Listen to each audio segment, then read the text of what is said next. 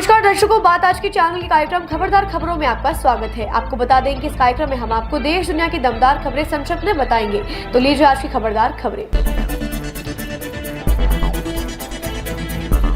बांग्लादेश ने हिंदू नेता चिन्मय कृष्णदास ब्रह्मचारी की गिरफ्तारी पर विदेश मंत्रालय के बयान पर मंगलवार को तीखी प्रतिक्रिया व्यक्त करते हुए कहा कि निराधार है और दोनों देशों के बीच मित्रता की भावना के विपरीत है। बांग्लादेश के विदेश मंत्री ने कहा कि वो देश की न्यायपालिका में हस्तक्षेप नहीं करता है, जो पूरी तरह से स्वतंत्र है। बांग्लादेश पुलिस ने सोमवार को ढाका के हजरत शाहजलाल अंतर्राष्ट्रीय हवाई अड्डे के इलाके से हिंदू समूह सम्मिलिता सनातनी जोत के नेता दास को गिरफ्तार किया था।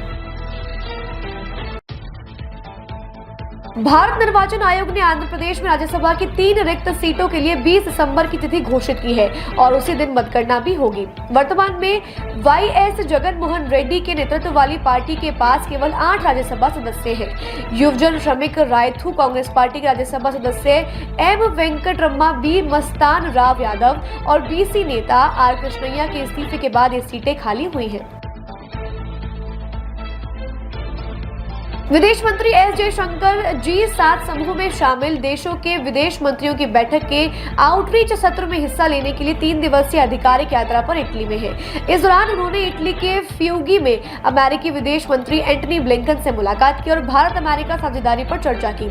उन्होंने एक्स पर लिखा कि विश्व की स्थिति और भारत अमेरिका साझेदारी पर जो चर्चा हुई वो निरंतर आगे बढ़ेगी। जमीयत उलमाए हिंद ने देश में संभल जैसी घटना को रोकने के लिए सुप्रीम कोर्ट के समक्ष अपील कर कई मांगे की हैं। इस जमीयत उलमा हिंद ने पुलिस पर भी कई गंभीर आरोप लगाए हैं। मौलाना अरशद मदनी ने कहा, पूजा स्थलों की सुरक्षा के लिए कानून के वास्तविक स्वरूप लागू करने की कमी के कारण देश में संभल जैसी घटनाओं को अंजाम दिया जा रहा है। इन घटनाओं को रोका जाना बहुत जरूरी है। भारतीय जनता पार्टी ने मंगलवार को लोकसभा में विपक्ष के नेता राहुल गांधी पर आरोप लगाया कि उन्होंने संसद में संविधान दिवस के अवसर पर आयोजित कार्यक्रम में राष्ट्रपति द्रौपदी मुर्मू का अभिवादन तक नहीं किया। भाजपा ने एक वीडियो जारी करते हुए बताया कि राहुल गांधी को इतना घमंड है कि राष्ट्रपति का अभिवादन तक नहीं किया और राष्ट्रपति के आसन ग्रहण करने से पहले खुद कुर्सी पर बैठ गए। भाजपा ने कहा, यह सिर्फ इसलिए क्योंकि वह जनजातीय समाज से आती है और महिला है और राहुल गांधी कांग्रेस के राजकुमार, ये कांग्रेस की घटिया मानसिकता को दर्शाता है। उत्तर प्रदेश के कन्नौज में आज सुबह 4 बजे आगरा लखनऊ एक्सप्रेसवे पर एक तेज रफ्तार कार अनियंत्रित होकर डिवाइडर तोड़कर ट्रक से टकराकर पलट गई। इस हादसे में 5 डॉक्टर्स की मौत हो गई है। ये 5 डॉक्टर्स मिनी पीजीआई सैफई अस्पताल में तैनात थे। टक्कर इतनी तेज थी कि कार के परखच्चे उड़ गए। ये सभी लखनऊ में एक शादी समारोह से वापस लौट रहे थे, तभी तेज रफ्तार के कारण ये हादसा हुआ है। पाकिस्तान के इस्लामाबाद में इमरान की बेगम बुशरा द्वारा जारी विरोध प्रदर्शन बेकाबू होता जा रहा है। प्रदर्शनकारी सुरक्षा घेरे को तोड़ते हुए आगे बढ़ रहे हैं, जिसमें दोनों के बीच झड़प हिंसक होती जा रही है। पीटीआई ने दावा किया है कि पाकिस्तानी रेंजर्स ने उनके 10 समर्थकों पर ताबड़तोड़ गोलियां चला दी और उन्हें मौत के घाट उतार दिया। प्रदर्शन का नेतृत्व कर रही है इमरान की बेगम बुशरा ने सेना पर आरोप लगाया है कि उन्होंने उनके कंटेनर को आग लगा दी। वहीं बुशरा ने कहा कि वो इमरान को जेल से रिहा कराने के बाद ही प्रदर्शन समाप्त करेंगी और शहबाज सरकार का अंत करके ही दम लेगी।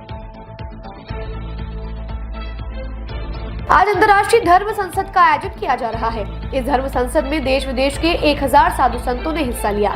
जन्मभूमि मुक्ति न्यास के अध्यक्ष महेंद्र प्रताप सिंह ने बताया कि इस धर्म संसद में श्री कृष्ण जन्मभूमि की मुक्ति के लिए चिंतन किया गया। हमारा उद्देश्य है मंदिर का निर्माण होना चाहिए और अब हम लंबा इंतजार नहीं कर सकते। इस संसद का आयोजन केशव धाम परिसर सभागार में किया गया था। महाराष्ट्र के अगले मुख्यमंत्री के तौर पर देवेंद्र फडणवीस का नाम लगभग तय हो चुका है। सूत्रों के मुताबिक बीजेपी केंद्रीय नेतृत्व से उनके नाम पर मुहर लग गई है। बीजेपी के एक वरिष्ठ नेता ने एकनाथ शिंदे से फोन पर फडणवीस के अगले मुख्यमंत्री बनाए जाने की जानकारी दी, जिसके बाद 26 नवंबर को काफी कोशिशों के बाद भी एकनाथ शिंदे को इस्तीफा देना पड़ा।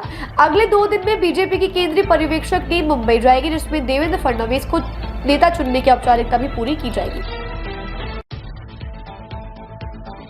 शिवसेना उद्धव गुट के नेता संजय राउत के आरोपों का पूर्व चीफ जस्टिस डीवाई चंद्रचूड़ ने जवाब दिया है। दरअसल महाराष्ट्र में महाविकास अघाड़ी को मिली करारी शिकस्त के बाद संजय राउत ने हार का ठिकरा पूर्व सीजेआई पर फोड़ा था। राउत के आरोपों पर सीजेआई ने उन्हें खरी खरी सुनाई है। सीजेआई ने कहा कि कोई भी पार्टी यह तय नहीं कर सकती कि सुप्रीम कोर्ट में किन मामलों की सुनवाई होनी है और किन की नहीं, और न ही कोई एक व्यक्ति तय कर सकता है कि किन आरोपों की सुनवाई करनी चाहिए। खबरदार खबरों में आज के लिए बस इतना ही। कल फिर नई खबरों के साथ हम होंगे आपसे रूबरू। नमस्कार।